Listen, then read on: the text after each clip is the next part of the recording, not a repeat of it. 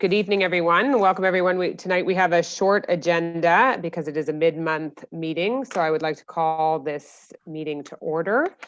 And we move into mayor and council reports. And I'll just give a quick update. We had longer updates at the beginning of the month, but a quick update. This week, I will be meeting with all the heads of schools in Westmount to discuss how we can make our public space and our green spaces and our parks available to schools as they go back and are met with the challenge of trying to keep kids in schools outside as much as possible. So I think it's, I'm very excited to be working on this with all the schools to make sure that that the kids who are in school are outside as much as possible. So we'll keep you posted on how that is going to work. And we are hoping to have our September 8th, which is actually a Tuesday because of Labor Day, our September 8th council meeting outside. We have a tent outside of City Hall right now.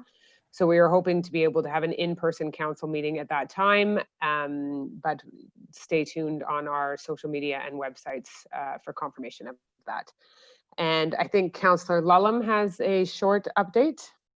Just very quickly to say that the parkettes on Sherbrooke Street will be installed this week. So there's 3 of 2 parkettes each, 6 parkettes in all, in 3 groups of 2, and they'll be starting to be installed by the end of the week. So we're looking forward to that. Great, thank you. I look forward to seeing them as well. Any other reports for tonight? I don't think so. All right, so we'll move into la première période de questions, the first question period. Over to the city clerk. Thank you, Mayor Smith. The questions, we received a few questions today, beginning with the following from Gary Eichmann. Dear Mayor Smith and councillors, firstly, let me thank you for your work during this difficult time. None of us could foresee such a demanding period for our city, province, and country. I have spent considerable time in Westmount Park recently and noticed the following. I'm not alone in these observations. There seems to be many more park users who do not know or follow the bylaws. And the list of those infractions are as follows. 1, people making barbecues. 2, dogs off leash. 3, large groups making picnics, sometimes with a catering company. 4, people riding bikes through the park. 5, people feeding the ducks. 6, people leaving their garbage behind. 7, alcohol consumption. 8, people waiting in the lagoon. Clearly, this is a new and unusual situation, probably as a result of COVID-19, and we need more aggressive on-site controls. Question, will the city aggressively publicize and enforce the Westmount Park bylaws? Thank you, Gary Eichmann. Thank you, Mr. Eichmann, for your question. And I think we all on council can agree that we've seen a huge increase in the number of people in the parks from early in the morning right until dark, till well after dark. And it's been a challenge that our public security team and our public works team have had to deal with in terms of security and enforcement of bylaws, but also in terms of maintenance and cleaning up. So I would reiterate that we have asked, we've put up a lot of signage and we have extra security in the parks. It's difficult to be everywhere all the time. But we would really ask that citizens contribute to this as well in terms of picking up your garbage, trying to abide by the bylaws that the city has set out. And I think Councillor Bostock has some further updates in terms of how public security has dealt with this. So I've been in touch with public security throughout the summer, and they have said that even with the cadets and with their own patrolling, that this is really the busiest the park has been in probably the last 25 years. And they are doing everything they can to ensure that people are having a good time, but also respecting the rules. I can assure you that they are giving warnings and they are ticketing people. Since July 1st alone, they have given out a total of 50 tickets, not to mention a series of warnings to people, and they continue to talk to people and get dogs on leashes, et cetera, et cetera.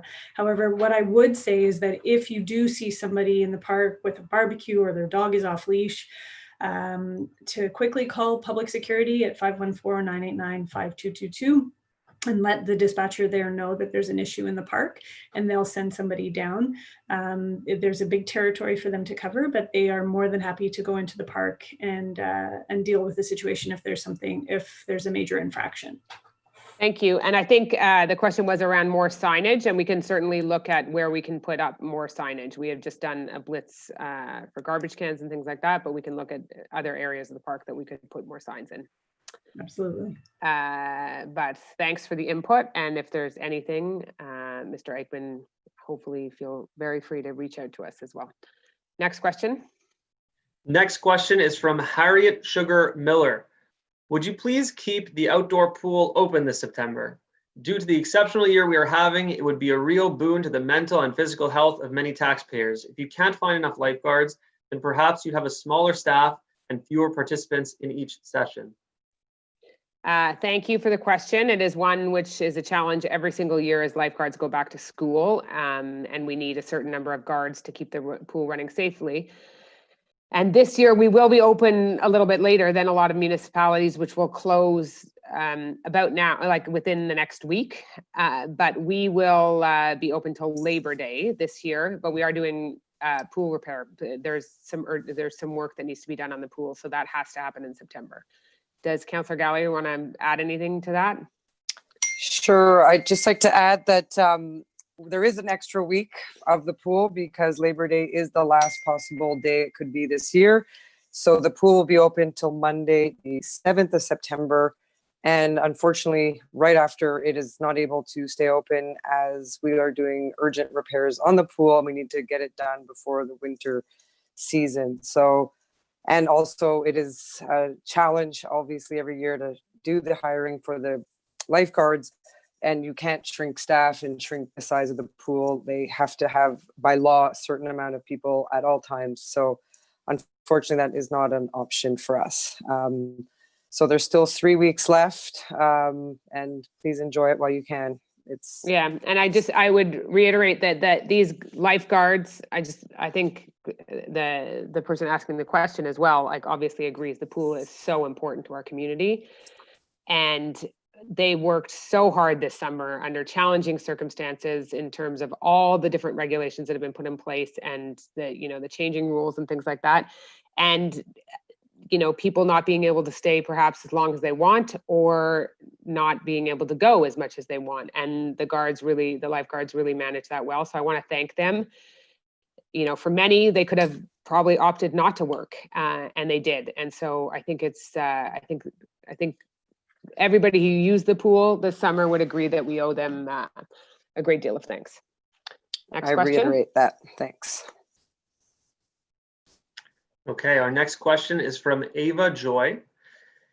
Is it not time that we have, and this is a kind of a two-part question, is it not time that we banned leaf blowers once and for all?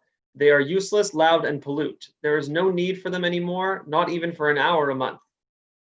Second question, can you please lay out your plan to help the community should the second wave hit? Do we have a local delivery service? For example, what can the city do in practical terms to help make this time less scary, particularly for the most vulnerable and the elderly? So first, leaf blowers, I'm with you. They're incredibly annoying. They are not to be used now. They're only supposed to be used in the spring and in the fall, and they have a window of time there. If you have a leaf blower issue, you should call public security, and it's hard to catch them in the act. But the more that we do, the less that they'll use them.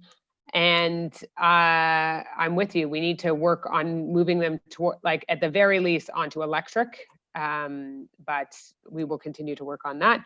And in terms of the second wave, we, of course, are preparing for that, like everybody is across the city. We are, across the province, across the country, in terms of how we would manage that. And we, helping our most vulnerable, public security did do that a fair bit in terms of shopping for citizens. We also worked closely with Contactivity and have continued to support Contactivity throughout this. So we will be better prepared in a second wave in terms of how we will, if we were to have to lock down again, if we were to have to close facilities, and helping our seniors is certainly very much at the forefront of that. So But I would reiterate, as we always do, like you need to get look to our social media platforms run by the city and our website to get information on what the city is doing, what programs are offered. And if you have an issue or you need support, you are very free to contact us and we will make sure that you get it. Anyone else want to comment on that?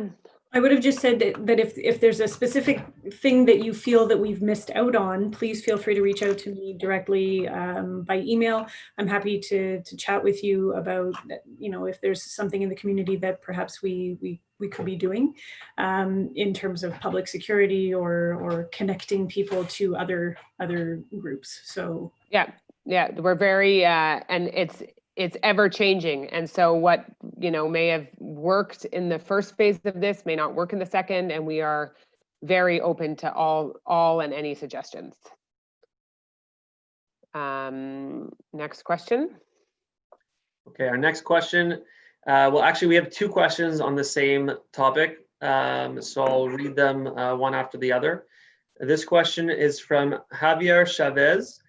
Why is the city doing and allowing to do works during nighttime and prohibited periods? This produces disturbing and excessive noise, which have disrupted sleep patterns of adults and children, as well as the rest, enjoyment, and comfort of residents. And that second question on the same matter is from Gloria Rosado. J'ai des vidéos et photos des machines qui font du bruit dans la rue à 6 heures du matin pendant la semaine et aussi la fin de semaine.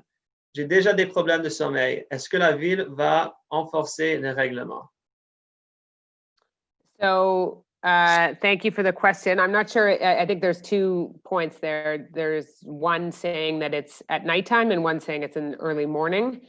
I can double check with Public Works, but we have started doing some work earlier in the day because of how we have broken our Public Works teams into groups so that they never overlap with employees, because if one team is going to get, if there is a case of COVID on one team, then it will not spread to the other team. And so some of the hours have shifted to be a little bit earlier, but we can check that. As for nighttime work, if that is private work that's being done, that is certainly something. If there is someone operating heavy machinery or doing construction work outside of the hours that are laid out in the bylaw, you should call public security at 989-5222, and they will certainly send someone over very quickly.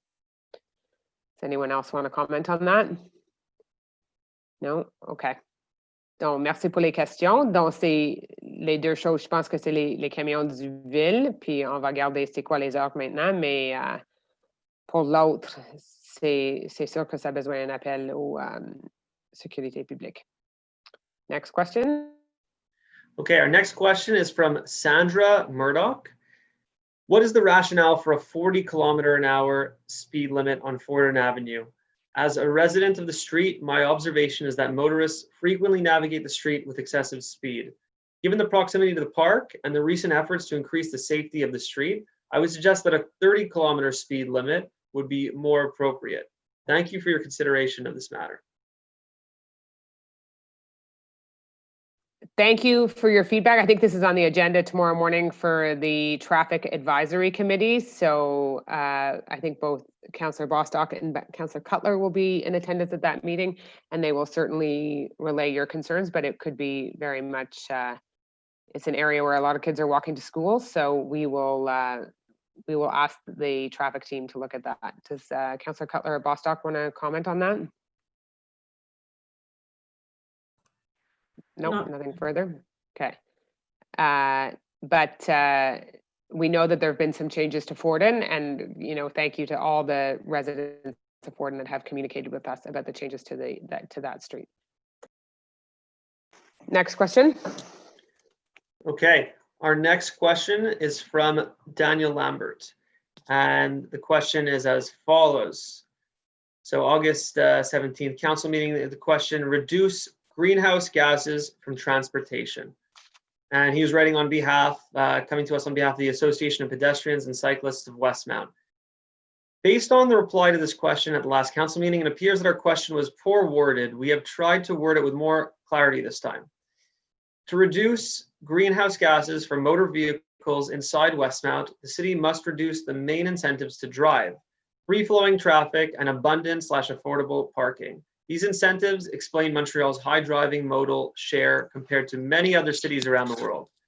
Since over 50% of Westmount's traffic is through traffic, the city should start by making it less attractive for commuters to drive through Westmount on their way to work downtown.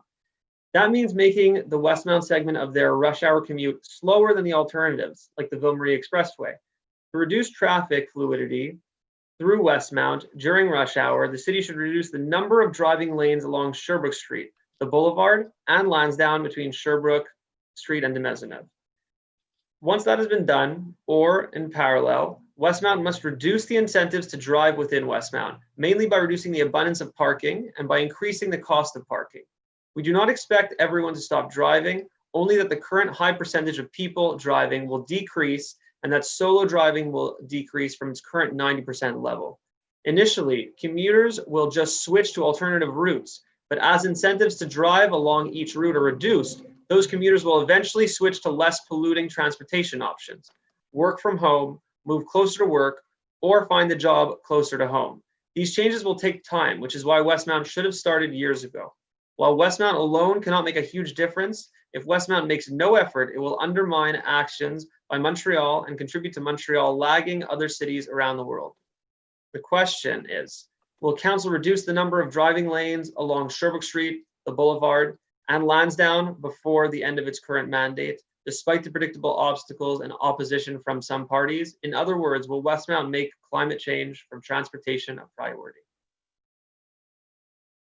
Thank you. It's a very, certainly lots of aspects to that question. The Lansdowne aspect will also have, I know that I think Mr. Lambert is aware of it, but that we're adding bollards to the Lansdowne bike path to make that a safer north-south connector of the bike routes.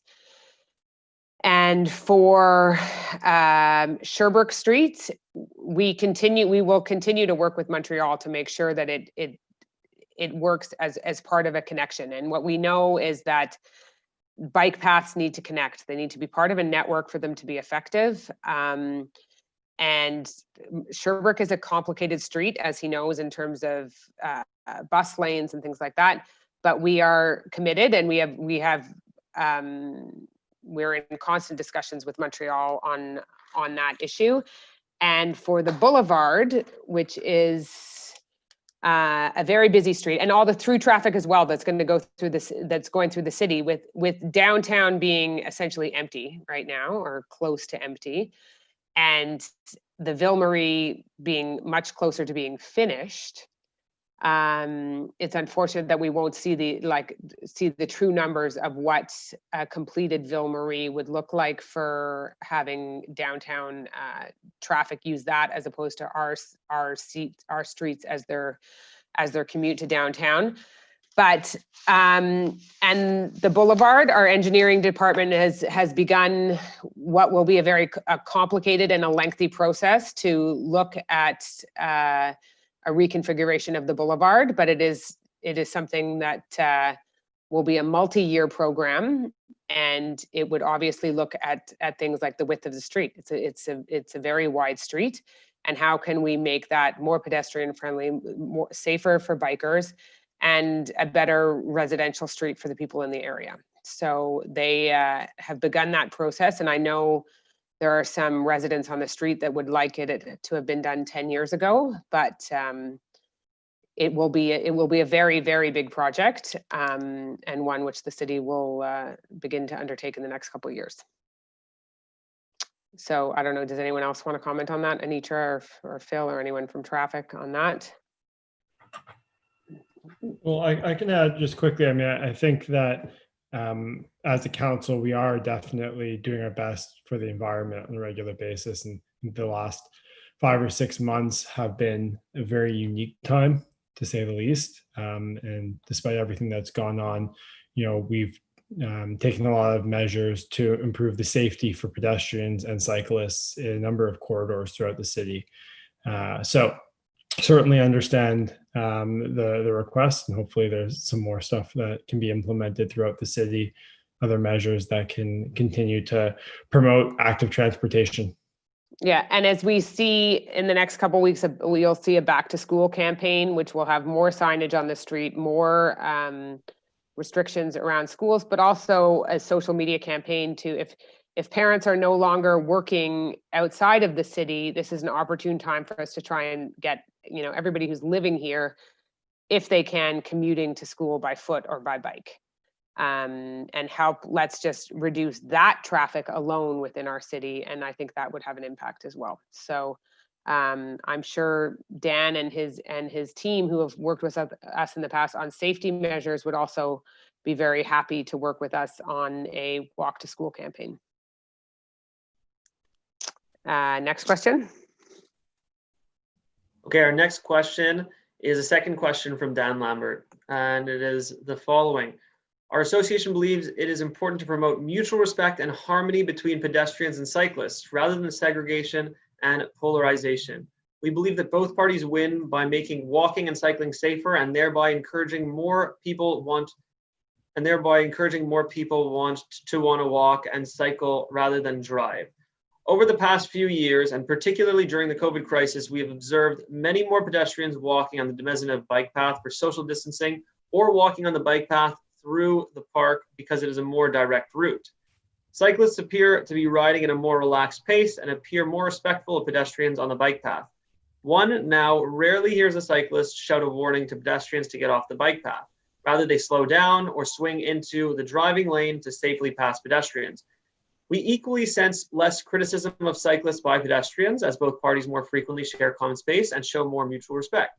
We have noticed the same behavior at the busy de Maisonneuve Green intersection. To promote harmony and respect, it is important that the risk of collisions be reduced. For the past few years, we have repeatedly highlighted the risk of collisions at the pedestrian-cyclist intersections through the park due mainly to vegetation which obstructs visibility. Cyclists cannot see pedestrians approaching crossings, and pedestrians cannot see approaching cyclists. We are particularly concerned about the safety of seniors with diminished mobility and of children and dogs easily hidden behind vegetation. Understandably, pedestrians are surprised and upset when a cyclist suddenly appears before them, and cyclists are equally surprised when a pedestrian suddenly appears before them.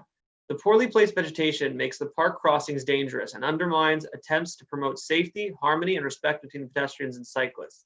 We recently happened upon new plantings in progress around the dog run, which would have created significant blind zones. Thanks to our timely intervention and cooperation from Councillor Lulham and Public Works, the planting plan was modified to reduce blind zones. We understand the desire for beautiful vegetation in the park, but that should be possible without compromising the safety of pedestrians and cyclists.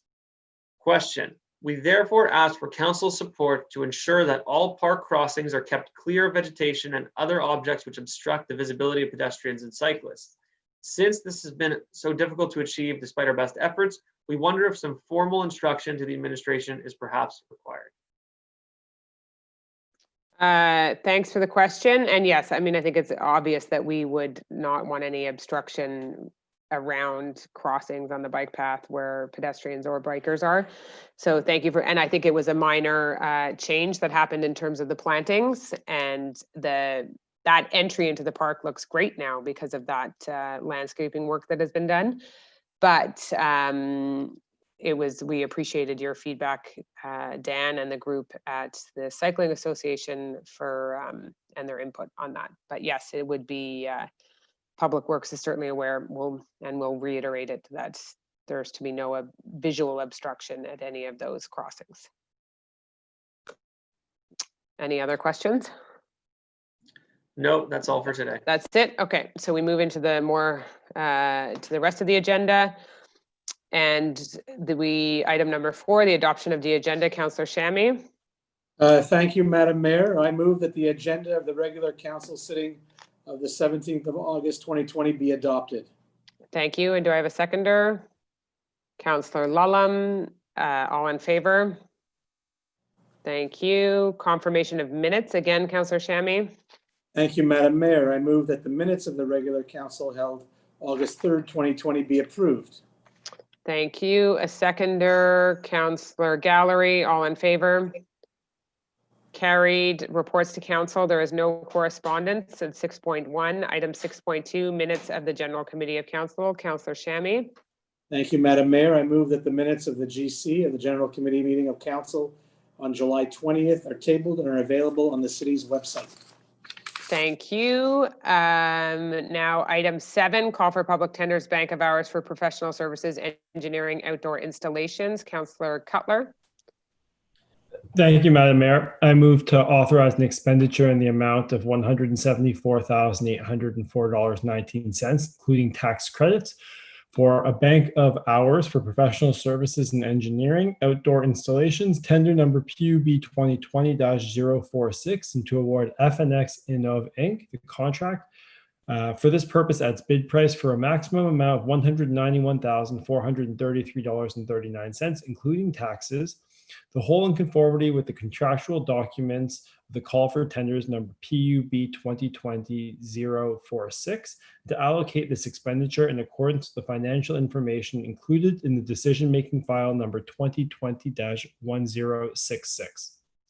Thank you. And a seconder on this would be Councillor Shammy. Do you have any further comments on this? Is this for the parklets?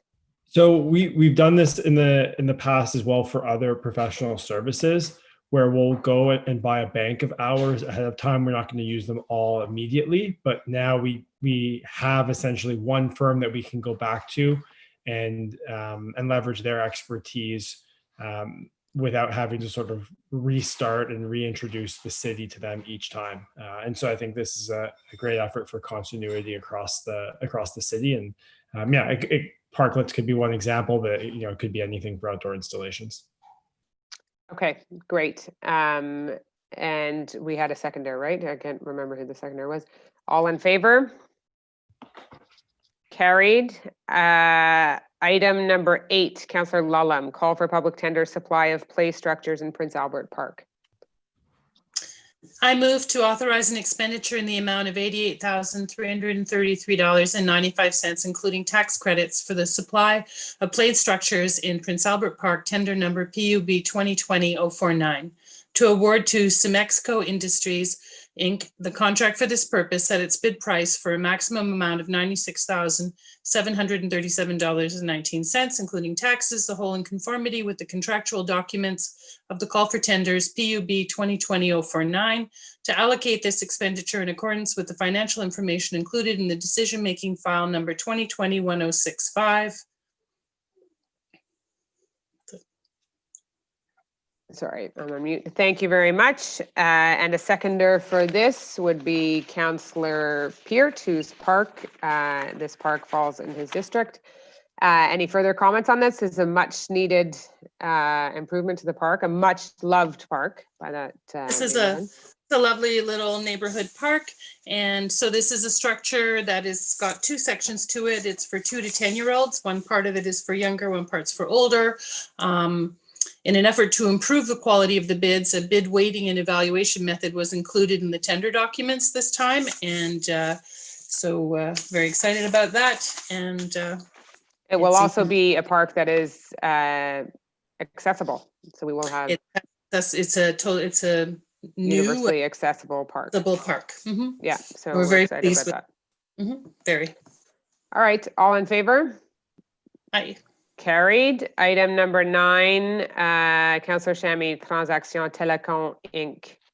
Thank you, Madam Mayor. Whereas the city is claiming from Telecom Inc. the reimbursement of an amount to cover damages caused to its facilities on or about July 23rd, 2018, near the intersection of Grosvenor and St. Catherine.